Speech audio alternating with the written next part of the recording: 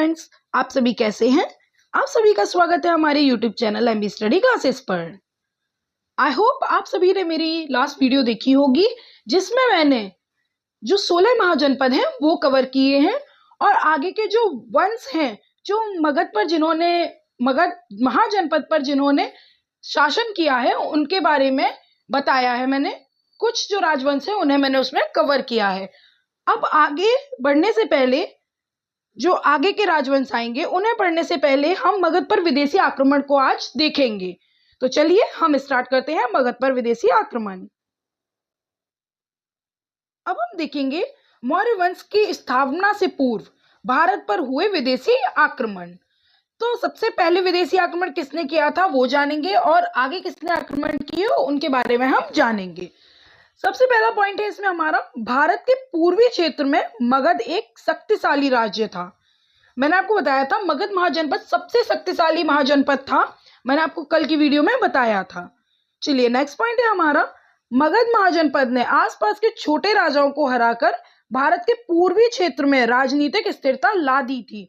मगध महाजनपद था जिसने आसपास के जितने भी छोटे छोटे राजा वगैरह थे उनको हराकर पूर्वी क्षेत्र में, भारत के पूर्वी क्षेत्र में राजनीतिक स्थिरता लाई थी। ठीक है, नेक्स्ट पॉइंट है हमारा, भारत के पश्चिमोत्तर क्षेत्र पंजाब में छोटे छोटे राज्यों का शासन था जिसके शासक कमजोर थे।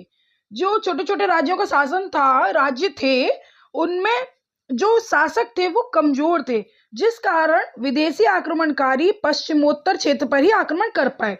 जो चीज कमजोर होगी वहीं पर ही अटैक किया जाएगा, आपने ये चीज देखी होगी।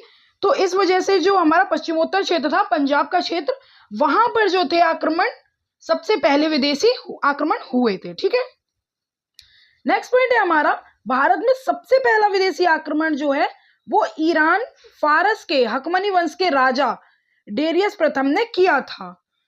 जो डेरियस प्रथम था वो हकमनी वंश का राजा था और सबसे पहले इसी ने भारत पर आक्रमण किया था। जो विदेश से आया हुआ, ईरान फारस से आया हुआ था, इसी ने सबसे पहले भारत पर आक्रमण किया था। फिर नेक्स्ट पॉइंट है, इसने गांधार द्वारा कंबोज को हरा दिया था।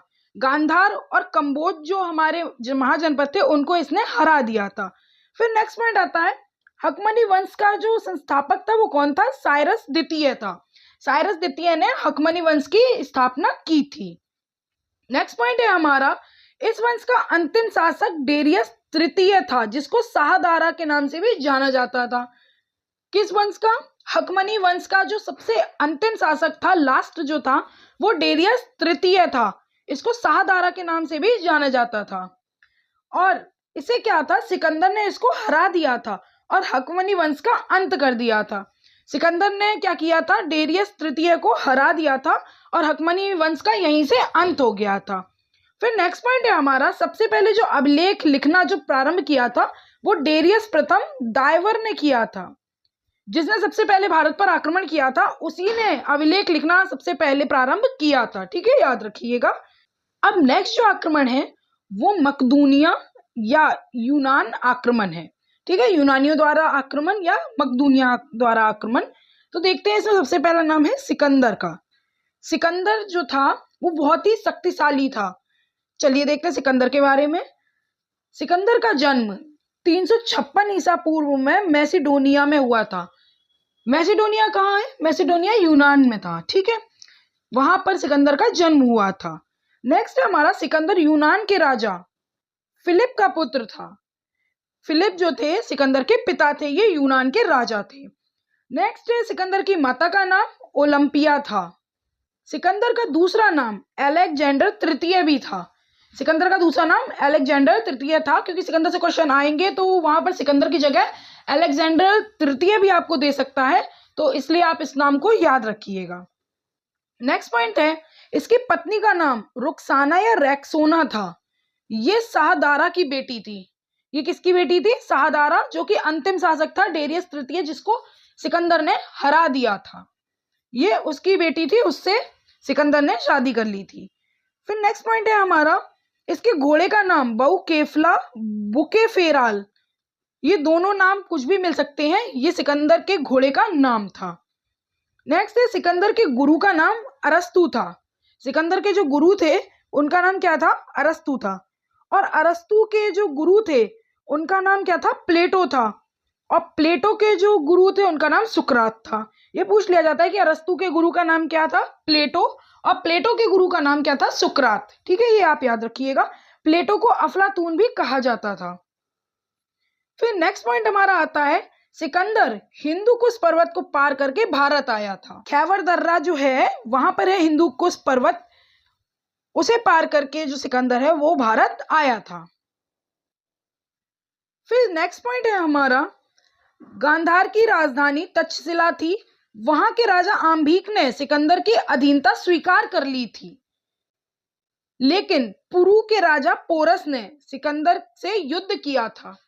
पुरु के राजा तो पोरस थे पंजाब के, उन्होंने सिकंदर से युद्ध किया था, लेकिन जो गांधार के राजा थे आम्भिक, उन्होंने सिकंदर की अधीनता स्वीकार कर ली थी। जब पुरु के राजा पोरस ने सिकंदर से युद्ध किया था तो वो इसमें हार गए थे। और ये कब हुआ था? 326 ईसा पूर्व में हुआ था। सिकंदर और पोरस के बीच में जो युद्ध हुआ था वो 326 ईसा पूर्व में हुआ था। इस युद्ध को झेलम बितस्ता हाइडेस्पीच का युद्ध कहते हैं। ठीक है, याद रखना, झेलम बितस्ता या हाइडेस्पीच का युद्ध किसे कहते हैं? जो पोरस और सिकंदर के बीच में हुआ था। इसमें क्या हुआ था? पोरस हार गए थे, लेकिन पोरस की जो वीरता है उसे देखकर सिकंदर ने इन्हें अपना मित्र बना लिया था। और सिकंदर की पत्नी जो थी रेक्सोना, उन्होंने क्या किया था? पोरस की कलाई पर राखी बांधकर पोरस को अपना भाई बना लिया था। ठीक है, अब नेक्स्ट पॉइंट है हमारा, सिकंदर की सेना ने व्यास नदी हाइफेनिया को पार करने से इनकार कर दिया था। व्यास नदी जो है उसको हाइपेनिया कहा जाता था। इसे जो सिकंदर की सेना है उसने पार करने से इनकार कर दिया था। सिकंदर ने अपनी सेना को व्यास नदी पार करने के लिए बहुत प्रेरित किया, उसने बहुत समझाया, सब कुछ किया, लेकिन उसकी सेना नहीं मानी थी। उसके बाद क्या हुआ था? सिकंदर हार कर वापस लौट गया था। हार कर मतलब अपनी सेना से हार कर सिकंदर जो था वो अपनी सेना के साथ वापस लौट गया था। फिर नेक्स्ट पॉइंट आता है, सिकंदर की थल सेना का जो सेनापति था उसका नाम क्या था? Seleucus Nicator. सिकंदर की थल सेना का सेनापति सेल्यूकस निकेटर था और जल सेना का सेनापति निर्याकस था। कौन था? जल सेना का सेनापति निर्याकस और थल सेना का सेनापति सेल्यूकस निकेटर था। नेक्स्ट पॉइंट है, सिकंदर की मृत्यु जो हुई थी वो 323 ईसा पूर्व में इराक के बेबीलोन में हो गई थी। मैंने आपको जब मेसोपोटामिया की सभ्यता पढ़ाया था तो उसमें काफी चीजें सिकंदर की जुड़ी हुई उसमें बताई थी, तो आप मेसोपोटामिया की सभ्यता एक बार जरूर देखिएगा। फिर नेक्स्ट पॉइंट क्या है, सिकंदर तथा उसके घोड़े बाउ केफला का जो मकबरा है वो कहां पर बना है? बेबीलोन इराक में बना हुआ है। सिकंदर तथा उसके घोड़े बाउ केफला का मकबरा बेबीलोन इराक में बना हुआ है। ठीक है, याद रखिएगा। और झूलता हुआ जो बगीचा है वो भी बेबीलोन में है, मैंने आपको पढ़ाया है तो आप उसको देखिएगा। अब चलते हैं कुछ इंपॉर्टेंट पॉइंट्स की तरफ। सबसे पहला जो पॉइंट है वो हमारा, बेबीलोन का झूलता हुआ बगीचा जो है वो दुनिया के 7 अजूबों में से एक है। बेबीलोन का जो झूलता हुआ बगीचा है, मैंने मेसोपोटामिया में आपको बताया था, वो दुनिया के 7 अजूबों में से एक है। ठीक है, याद रखिएगा। सिकंदर जो था वो भारत क्यों आया था? वो कुशल बढ़ाई प्राप्त करने आया था, लेकिन उसने यहाँ आके भारत में बहुत सी ऐसी चीजें देखी कि उसने यहाँ पर आक्रमण करने की सोची। चलिए नेक्स्ट पॉइंट, सिकंदर को विश्व विजेता इसलिए कहा जाता है क्योंकि उस समय यूनान के लोगों को विश्व की जितनी जानकारी थी उन सभी क्षेत्रों को सिकंदर ने जीत लिया था। जितने भी क्षेत्र की जानकारी इन लोगों को थी, यूनान के लोगों को, सिकंदर ने उन सब पे विजय प्राप्त कर ली थी, जिसकी वजह से सिकंदर को विश्व विजेता कहा जाता था। सिकंदर ने एशिया माइनर यानी कि तुर्की, सीरिया, मिस्र, इराक, ईरान, सिंध, गांधार, कंबोज को जीत लिया था। इन सब की जानकारी उस समय यूनानी लोगों को थी, तो इसलिए वो सिकंदर को विश्व विजेता कहते थे। ठीक है, मैंने जो ये युद्ध है, आक्रमण है, जो विदेशी आक्रमण भारत पर जो हुए हैं मौर्य काल से पहले, तो वो मैंने आपको इसमें कवर करवा दिए हैं, तो आप लोग इस वीडियो को बहुत अच्छे से देख लीजिएगा। पीडीएफ आपको, जितनी भी पीडीएफ्स हैं मेरी, मैंने जितनी वीडियोस कराई हैं उन सभी की आपको टेलीग्राम चैनल पर मिल जाएंगी। आप सभी मेरे टेलीग्राम चैनल को ज्वाइन कर लीजिए, लिंक जो है वो डिस्क्रिप्शन बॉक्स में है, तो आप वहां से जाकर के मेरे टेलीग्राम चैनल को ज्वाइन कर सकते हैं। और आप सभी से मैं फिर कहूंगी कि आप सभी मुझे सपोर्ट कीजिए।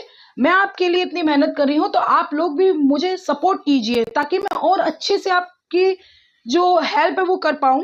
तो ठीक है, तो अब आप लोग इस वीडियो को अच्छे से देखिएगा और फिर मेरे चैनल को सब्सक्राइब कीजिएगा, मेरी वीडियो को लाइक कीजिएगा और ज़्यादा से ज़्यादा शेयर कीजिएगा इसे, ताकि ये सभी तक पहुंचे।